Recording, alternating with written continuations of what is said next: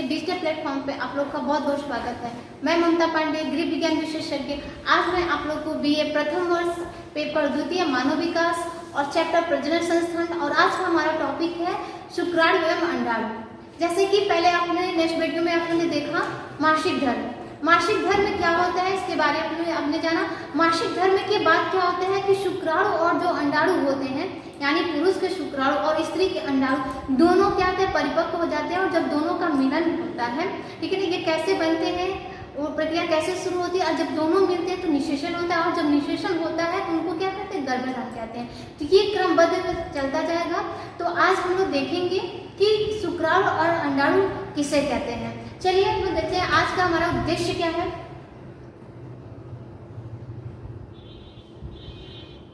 शुक्राणु एवं अंडाणु का अर्थ जानेंगे। शुक्राणु एवं अंडाणु कैसे बनते हैं इसके बारे में हम देखेंगे। शुक्राणु एवं अंडाणु में अंतर क्या है इसका आज हम लोग चर्चा करेंगे, ठीक है। ये क्या है, शुक्राणु। शुक्राणु क्या होता है, देखिए कि वृषण में उपस्थित शुक्र जनन नलिका ही शुक्राणु का निर्माण करती है, ठीक है ना। जो वृषण होता है, पुरुष के जो वृषण होते हैं उसमें उपस्थित जो शुक्र जनन नलिका ही क्या करते हैं, शुक्राणु का निर्माण करते हैं, ठीक है। वहां पे क्या होता है, शुक्राणु का निर्माण होता है। मिथुन क्या होता है, मैथुन के उपरांत प्रत्येक श्रृंखलन में लगभग 4 से 5 सीसी वीर्य या शुक्र स्राव, जिसको हम लोग सीमन बोलते हैं, निकलता है, ठीक है ना। ये क्या करता है कि जब मैथुन क्रिया होता है उसमें क्या होता है, उस श्रृंखला में जो निकलता है, कितना निकलता है वीर्य, 4 से 5 सीसी वीर्य क्या होता है, शुक्र स्राव यानी सीमन निकलता है, जिसमें शुक्राणुओं की संख्या लगभग 200 से 300 मिलियन तक होती है। कितनी होती है, 200 से 300 मिलियन तक होती है। शुक्राणु काफी संवेदनशील होते हैं तथा 1 से 2 माह तक जीवित रह सकते हैं। जो शुक्राणु होते हैं वो क्या थे, 1 से 2 माह तक जीवित रह सकते हैं, परंतु स्त्री जननांगों में यह 2 से 3 दिन तक ही क्या होते हैं, जीवित रहते हैं। अगर ये स्त्री के जननांगों में प्रवेश करते हैं तो कितने देर तक रह सकते हैं, कि यानी वो क्या करते हैं, ये 2 से 3 दिन तक ही जीवित रह सकते हैं, और वैसे वो क्या करते हैं, 1 से 2 माह तक जीवित रह सकते हैं, ठीक है। शुक्राणु एक अत्यंत ही सूक्ष्म, लंबी एवं सर्पाकार रचना है। परिपक्व शुक्राणु की लंबाई लगभग 5 माइक्रोन होती है। संपूर्ण शुक्राणु को 4 भागों में बांटा गया है। पहला है सिर, दूसरा ग्रीवा, तीसरा है बॉडी तथा पूंछ, चौथा, ठीक है ना। तो सिर क्या होता है, सिर शुक्राणु का अग्र भाग होता है, यानी आगे का जो भाग होता है शुक्राणु का वो सिर होता है। यह अंडाकार होता है तथा इसका अग्र भाग क्या होता है, नुकीला होता है। सिर के पीछे का जो दूसरा भाग होता है उसको क्या कहते हैं, ग्रीवा कहते हैं, ठीक है, यानी ग्रीवा कहलाता है। यह छोटा एवं कमजोर होता है। ग्रीवा के बाद का हिस्सा बॉडी कहलाता है। इसमें अंगूठी सदृश कई रचनाएं दिखाई देती हैं। बॉडी के ठीक नीचे पूंछ होती है। पूंछ लंबी एवं बेलनाकार होती है। इसी की सहायता से शुक्राणु क्या होता है, वीर्य में तैरता रहता है और आगे क्या करता है, गति करता है। ये जब वृषण में रहता है तो इसमें कोई गति नहीं होती है, कोई परिवर्तन नहीं, लेकिन जैसे ही वृषण से बाहर निकलता है तो उसकी गति क्या हो जाती है, तीव्र हो जाती है। तो चलिए शुक्राणु को हम दिखाते हैं कि शुक्राणु कैसा है।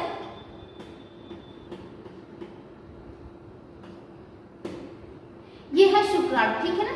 ये क्या है, उसका अग्रभाग, यानी ये अग्रभाग क्या है इसका, ये सिर है।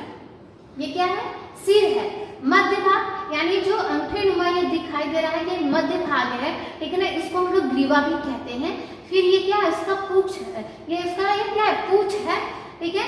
ये जो है दिखा रहा है माइक्रोकैंडिया कहते हैं, ये न्यूक्लियस है, और एक्रोसोम है। ये नुकीला का क्या है, एक्रोसोम है। इसी की सहायता से क्या करता है, अंडाणु में ये जो शुक्राणु क्या होता है, निषेचन यानी कोशिका का विभेदन करता है, विभेदता है, ठीक है ना, ठीक है। और जैसे विभेद करके वो अंदर चला जाता है इस अंडाणु के पास, तो वहीं से फर्टिलाइजेशन की क्रिया शुरू हो जाती है, ठीक है। ये देखिए, इसमें भी देख लीजिए, ये है इसका सिर, ये ग्रीवा, ये बॉडी, फिर ये आपका है, ठीक है ना। तो ये है शुक्राणु। ये क्या होते हैं, जब ये शुक्राणु अंडाणु में मिलता है और समावेश होता है तो ये क्या अंदर जाता है और अपनी बॉडी को वहीं छोड़ देता, और इसी की सहायता से वो क्या करता है, तैरता रहता है, गति करता रहता है। शुक्राणु का सिर तथा मध्य भाग सबसे ज्यादा महत्वपूर्ण होता है, ठीक है ना। क्या होता है, सिर और उसका क्या मध्य भाग जो होता है महत्वपूर्ण होता है। शुक्राणु के इसी भाग में जीवन आवश्यक तत्व भरे रहते हैं जो संतान उत्पत्ति के लिए आवश्यक है तथा इसमें क्रोमोसोम्स एवं जीन्स होते हैं। शुक्राणु अपनी पूंछ की सहायता से वीर्य में तैरता रहता है। इसकी गति वृषण में नहीं होती है, परंतु वृषण से निकलती ही इसकी गति क्या हो जाती है, तेज हो जाती है। मैथुन के बाद यह स्त्रियों की डिंब ग्रंथियों में डिंब वाहिनी नली द्वारा 1 घंटे में पहुंच जाती है।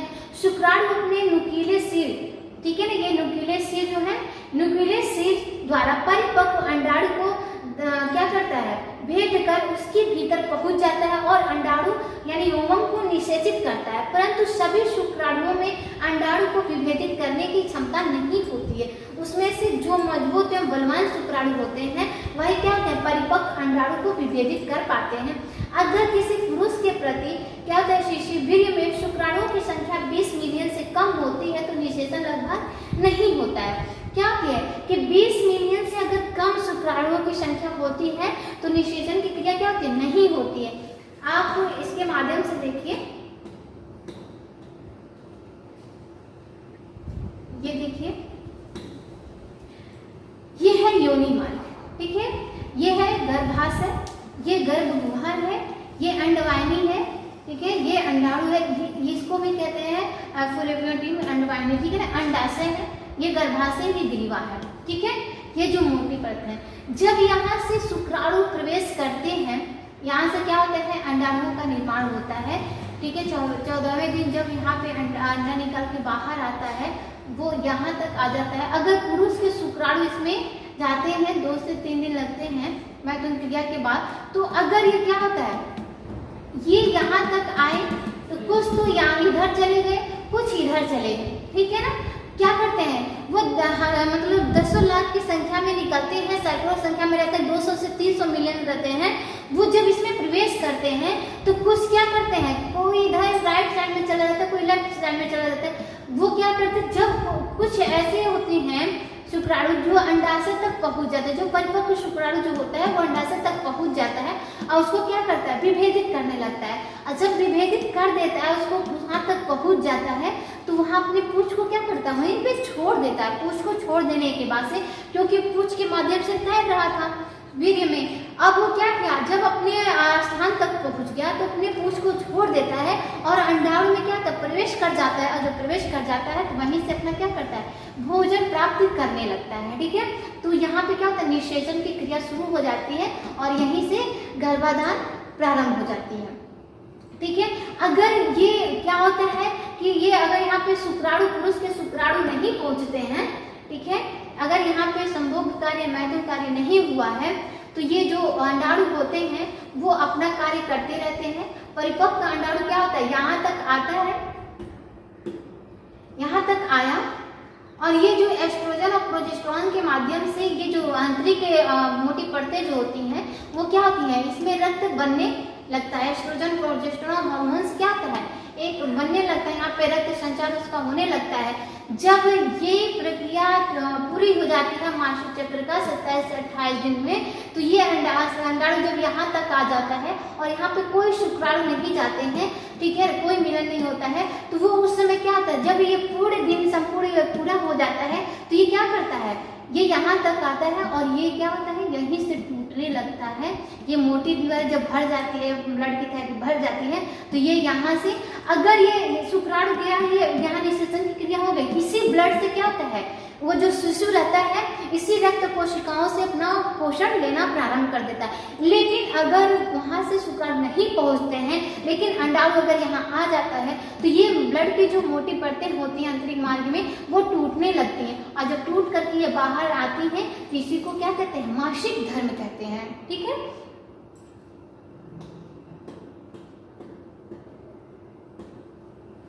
अब है कि जब अंडाणु और शुक्राणु का मिलन होता है तो कैसे बच्चा पैदा होता है, यानी लड़का और लड़की कैसे होते हैं। तो जो पुरुष के शुक्राणु होते हैं उसमें 45-46 क्रोमोसोम पाए जाते हैं, 23 लेडीज से 23 जेंट्स से, ठीक है ना। तो उसमें जो पुरुष के 46 आते हैं, ठीक है, वो निर्धारित करते हैं कि लड़का होगा या लड़की होगी। तो यहाँ पे देखिए इस तरह एक शुक्राणु में 46 क्रोमोसोम होते हैं जो XY प्रकृति के होते हैं तथा स्त्री के अंडाणुओं में XX प्रकृति के क्रोमोसोम होते हैं। संभोग के दौरान अगर Y प्रकृति का क्रोमोसोम अंडाणु के X प्रकृति के मिलता है तो वहाँ पे लड़का होता है।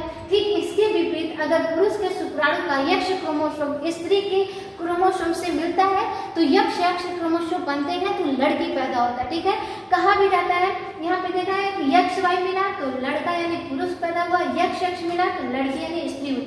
इसी तरह लड़की पैदा होने के लिए स्त्री नहीं बल्कि पुरुष उत्तरदायी होते हैं, क्योंकि अंडाणु में मात्रा X की क्रोमोसोम पाए जाते हैं। ठीक है ना, ठीक है, जो क्योंकि अंडाणु में जो स्त्री की मात्रा पाए जाती है XX क्रोमोसोम पाए जाते हैं। देखिए पुरुष में क्या होते हैं X और Y दोनों पाए जाते हैं, यानी लड़का और लड़की का जो शुक्राणु बनने के क्रोमोसोम होते हैं जीन्स पाए जाते हैं पुरुषों में पाए जाते हैं, औरतों में केवल XX क्रोमोसोम पाए जाते हैं। तो जब संभोग किया जाता है तो अगर पुरुष के क्रोमोसोम यानी X Y और स्त्री के क्रोमोसोम यानी X और Y दोनों मिला तो लड़का हुआ, और अगर पुरुष के X और स्त्री के X दोनों का मिलन हुआ तो क्या हुआ, लड़की हुआ। तो ये किस पे डिपेंड करता है बच्चा पैदा करने का, यानी लड़का और लड़की किस पे निर्भर करता है, पुरुष पे निर्भर करता है कि वो अपनी क्षमता के अनुसार क्या दे रहे, अपने क्रोमोसोम कौन सा उसका क्रोमोसोम एक्टिव होगा, उससे अगर उस समय उसका क्रोमोसोम Y जो है एक्टिव हो गया तो लड़का होगा। अगर उसमें जो पुरुष है उसमें उसका X क्रोमोसोम एक्टिव हो गया और महिला का तो XX ही पाया जाता है, उसमें तो कोई अंतर नहीं आ रहा, लेकिन पुरुष में अंतर पाया जाता है, तब उस पर निर्भर करता है कि लड़की होगी या लड़का होगा। ठीक है, जैसे कि यहाँ पे देखिए फिगर के माध्यम से ये स्त्री में इसमें XX पाया गया, ये पुरुष है इसमें X और Y मिला। ठीक है ना, तो जब स्त्री के X और ये स्त्री के X मिले यहाँ पे तो लड़की हुआ, और स्त्री के X और पुरुष के Y मिले तो यहाँ पे लड़का हुआ। ठीक है, अब नेक्स्ट है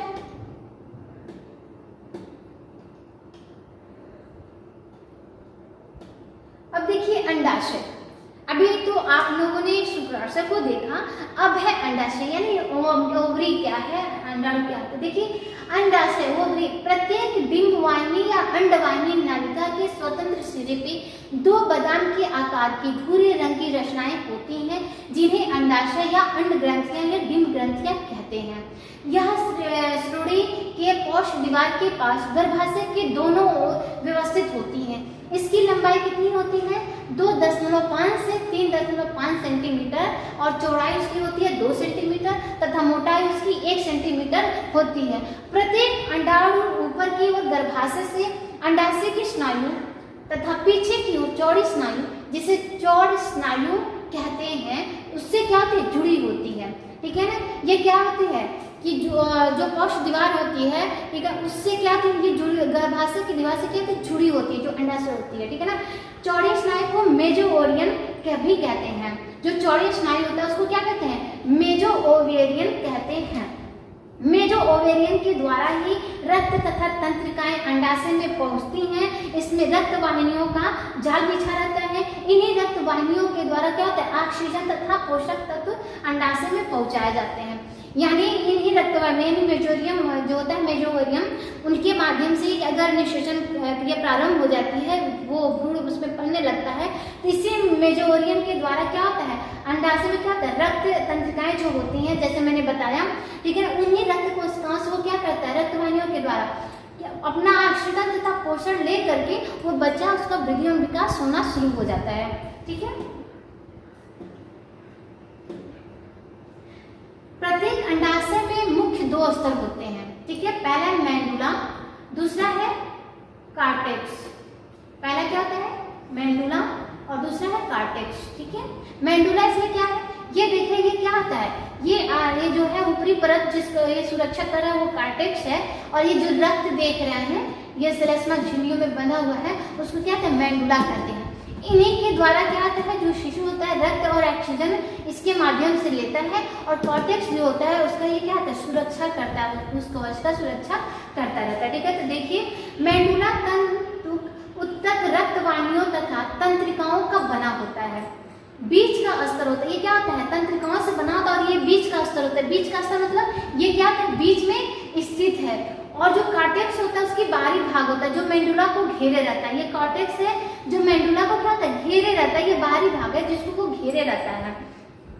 यह संयोजित उत्तक होता है का बना होता है तथा एक पतली महीन तार होती है। इसी अस्तर के नीचे जनक उत्कला का क्या होता है, अस्तर स्थित रहता है। जनक उत्कला तथा संयोजी उत्तक को सम्मिलित रूप से स्ट्रोमा कहते हैं। ये जो देख रहे हैं ये सब क्या है, स्ट्रोमा। ठीक है, इसको क्या कहते हैं, स्ट्रोमा कहते हैं। यही स्ट्रोमा अंडाणु के विकास में सहायता करता है तथा स्ट्रोमा में ही ड्रॉपियन पट्टिकाएं जो होती हैं बढ़ जाती हैं। ठीक है ना, ये सब क्या है, कॉर्टेक्स है, ये मेडुला है, यही रक्त कण जो होती है, रक्त संचार यहाँ से होता है, उसी के माध्यम से जो भ्रूण होता है वो क्या करता है, ऑक्सीजन और पोषण लेता है, और कॉर्टेक्स उसका क्या करता है, एक सुरक्षा है, उसको एक क्या करता है, सुरक्षा करता है। जैसे जो अंडाणु होते हैं ना, ये अंडाणु जो है ये है उसका ये ऊपरी परत है।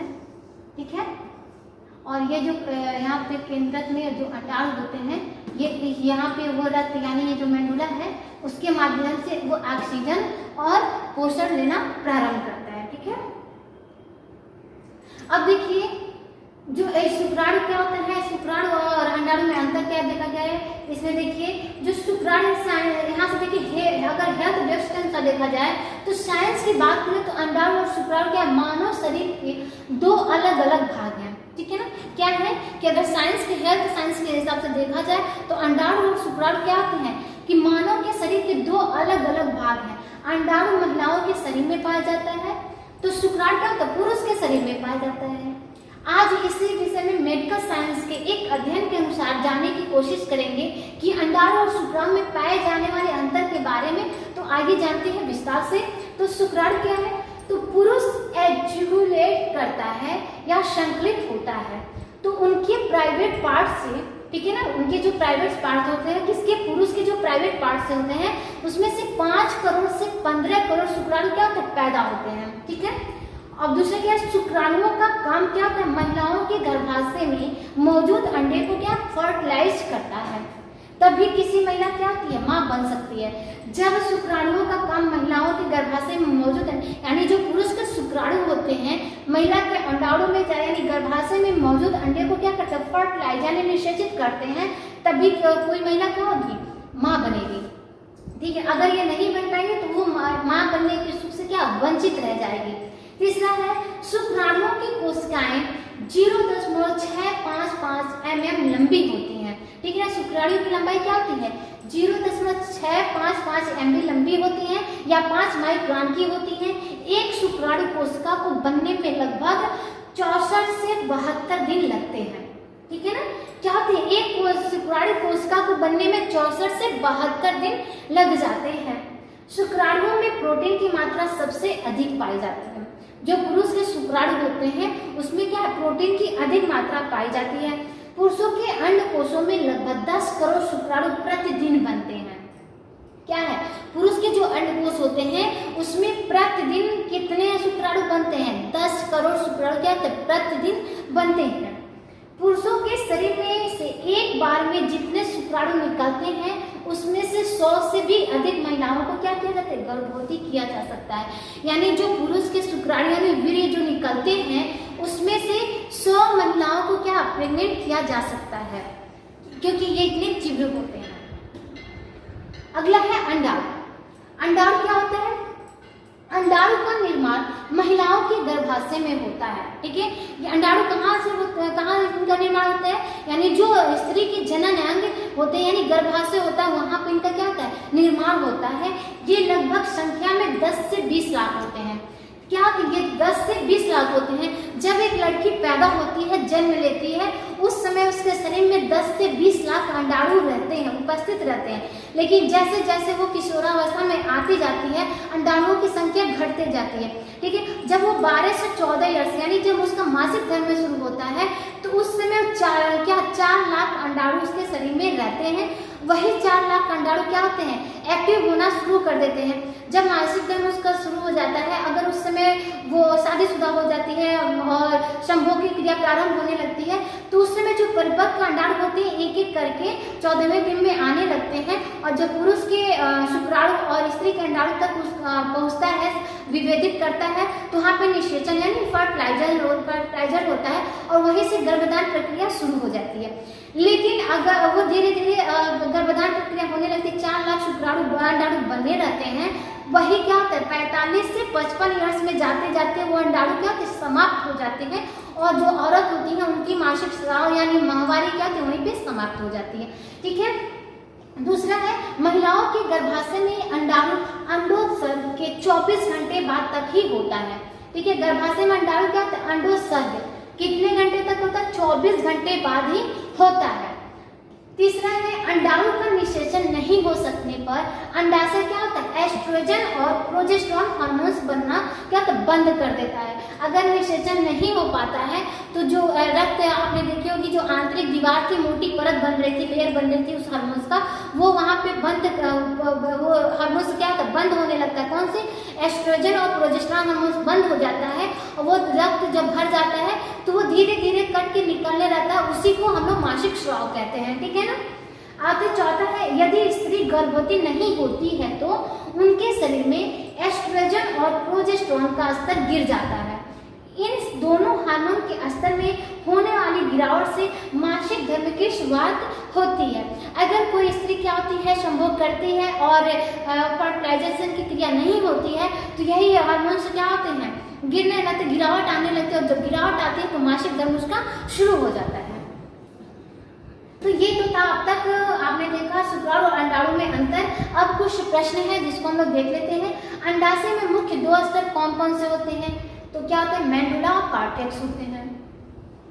अंडकोशों का निर्माण किस कोशिकाओं द्वारा होता है, तो जनन उपकला है, जनन कोश क्या है, तुंबिका है, अंडाशय में होता है।